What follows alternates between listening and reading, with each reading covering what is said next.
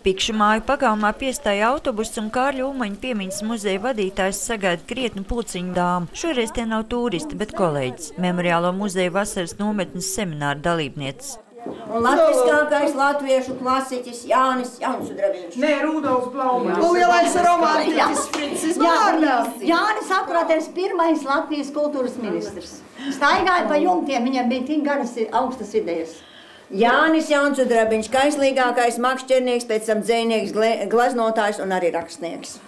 Savu darbu viņas ir tā iemīlējušas, ka pēc daudziem muzejā nostrādātiem gadiem tiešām teju sāk līdzināties kādam no savas memoriālās dzimtes locekļiem. Netrūkst arī problēma, tāpēc jau 8. vasaru Memoriālo muzeju vadītāji tieks, lai kopīgiem spēkiem meklētu risinājumus. Mums ir savu specifika, jo muzeja atrodas tanīs vietās, kur nu tie dzejnieki, rakstnieki, mākslinieki ir dzīvojuši, un dažkārt tas ir lauka vidus vai meža vidus. Jāsaka gan, ka šī gada apmeklētāju skaits visos Latvijas muzejos, memoriālos muzejos ir samazinājies. Diemžēl tā ir arī finanšu lieta. Atbraukt līdz muzejam vien jau maksā kaut ko, un par muzeju arī ir jāmaksā. Mēs nestrādājam par velti.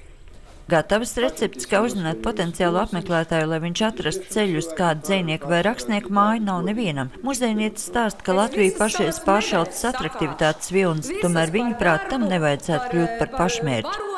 Es nedomāju, ka mums vajadzētu tos, kuri tiktu ar varu vilkt iekšā muzejā. Ja? Un vislabākā reklāma ir tā, kad kāds atnāk un kuram šeit ļoti patīk, un viņš redz, ka tas cilvēks no visas sirds strādā, un ja viņš ar mīlestību jums to pastāst, tad tas jau ir tas, kas strādā, un nevajag nekādu cirku.